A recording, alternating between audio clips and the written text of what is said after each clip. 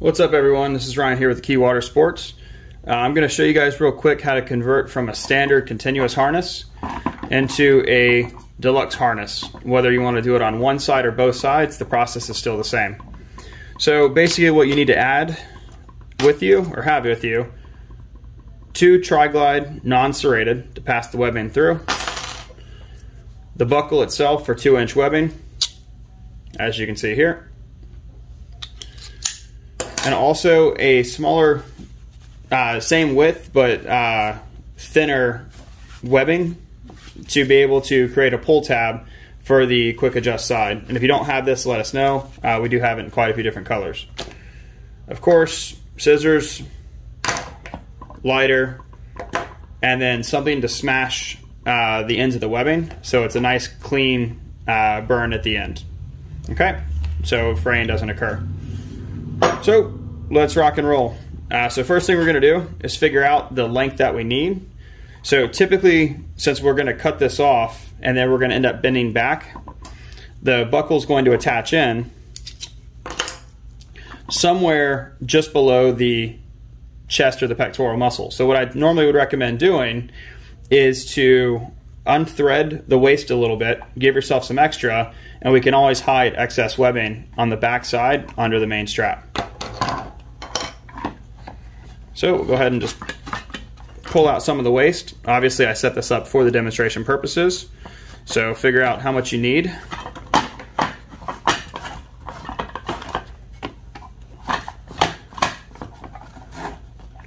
And typically what I'll do is I'll leave myself, depending on where it's at, so you've got the length of the plate here. This is normally where I will also bend it back up, and I want to cut. I'll show you here. Just pull this out.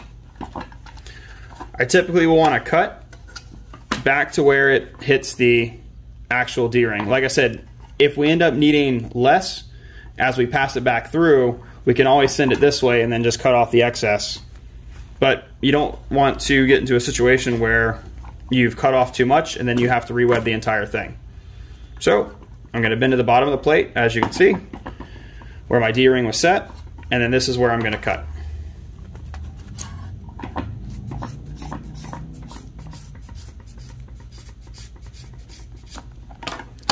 Now we need to remove the existing hardware.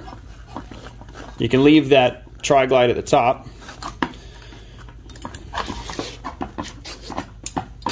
If it's a non-serrated, but if it's serrated, remove it and change it out with a non-serrated like this.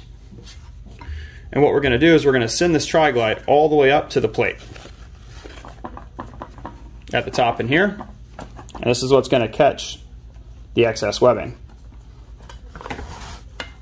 If you've set up your harness properly, this is going to sit in a vertical position and not up on your neck. Okay? So, as you can see, pretty easy and straightforward, as you can see there.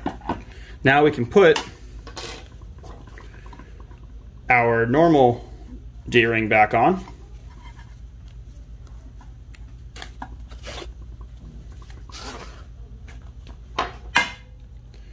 And I'll show you why we do it this way and not the standard stock way. So what'll happen is, when the standard D-ring's back on and we have routed, there we go, and we've routed the webbing through this buckle, when you come back from underneath like this and you capture the webbing underneath this tri-glide, because we're going to push this webbing out and capture it, you can now shift this D-ring up and down to your optimal position as long as the buckle is sitting below your pectoral muscle and coming off to the side of the body. So again, all you're going to do now, take the top part of the buckle. You'll notice that there is the flat part, or that flat bar here. So let's just call this the bottom and this the top. So the top part facing up, drop the webbing through, and then it's going to go back under here.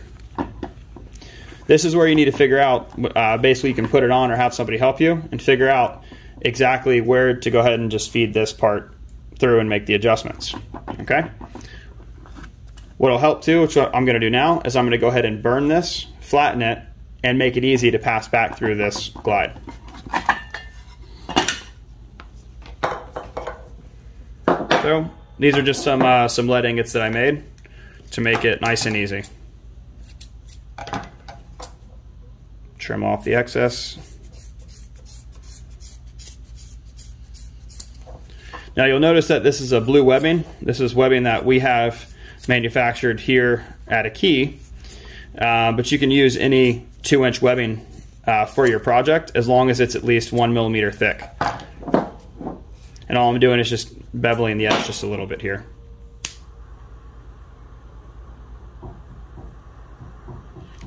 So we'll get this burn started, and then we'll do the same thing on the other side. There we go. And this just makes it easier passing back through this glide on the other side. See, nice and thin. So I'm going to go ahead and turn the plate back so you guys can see it. And we're just going to push the webbing out just a little bit, like so. And we're going to feed in. Let's get this D-ring out of the way. That's another reason why we put this here, so we can move it. Okay. So with this still in place, we're going to feed through one part of the tri-glide. As you can see on the side here. And then we're going to go back down through it, and that's going to actually lock this entire assembly in.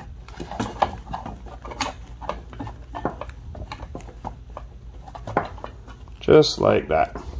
See, nice and easy. What I normally do is I leave enough to where it hides, the webbing hides just behind the plate, and it's out of the way, as you can see here. So this is why you need to measure, find out what works best for you. That'll stay there, like so. And then we can just lock it in by pulling down on top. So at this point, we now actually have the top part of this completed. You can also turn around and thread on one of your Snoopy loops or bicycle inner tube tires, bungee loops, whatever it ends up being, on the top, and use that as you normally would. Okay, and that'll hold this part down. But from the side, this is what it looks like. It has all the same structural integrity that you normally would by passing it back through the tri-glide on this D-ring, or if you had a secondary here. But this allows you now to move the D-ring up and down. Okay, so pretty easy, straightforward, and let's go ahead and start working on the bottom.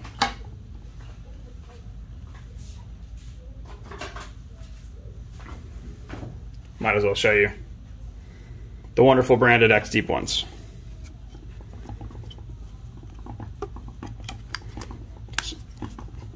You guys know me, I need to have things nice and polished. Okay, beautiful. There we go. And that will stay nice and flat and locked in. Now, for the bottom part, it's going to be a little bit more tricky, but not crazy amount.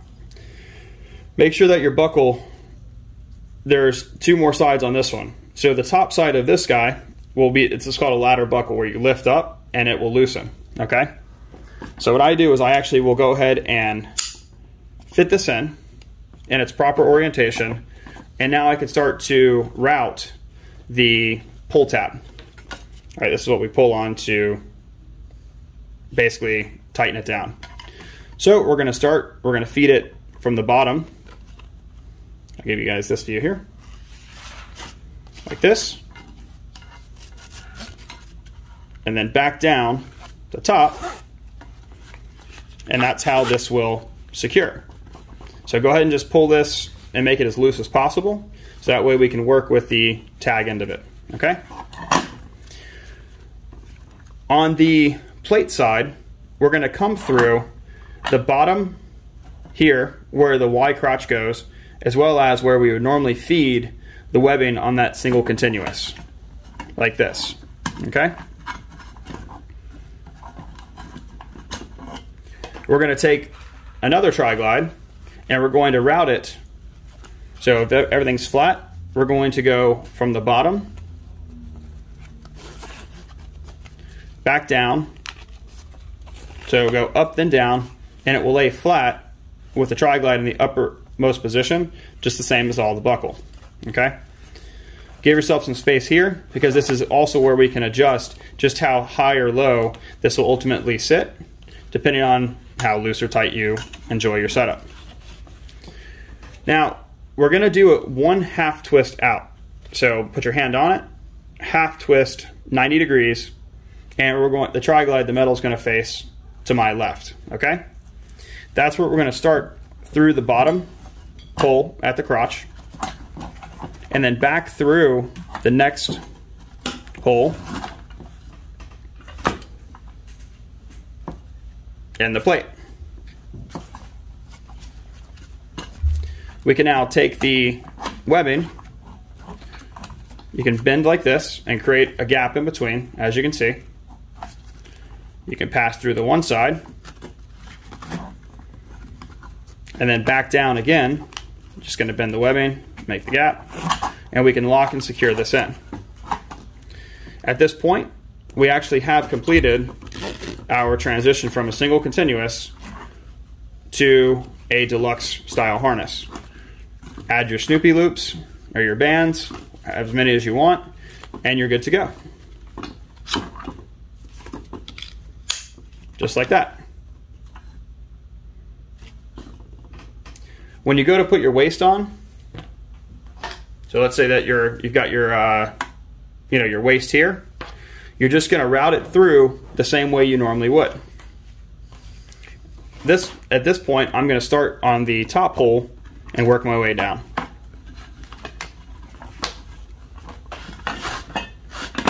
Based on however much I needed. As you remember, you can always trim, but it's easy to control and manipulate from this side. So we're going to go down, through, back up, down through. So now this top hole is going to have both pieces of webbing. It'll be a nice tight fit. Tight is mostly always better. I'll let you guys find the joke in that. There we go. It'll look like this as it's coming through on the back side. Okay, and last but not least, we're going to terminate it on the crotch, or where the crotch would normally go. Pull that tight, and here's what the back side of your plate looks like.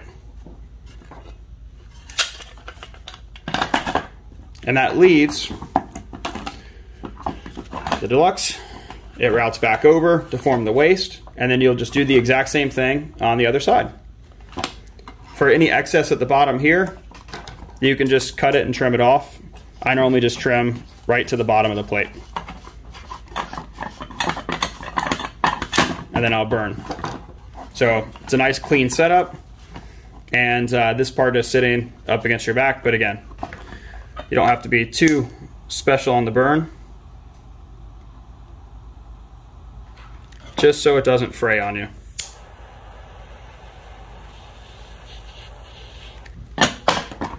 Cool. And we're done.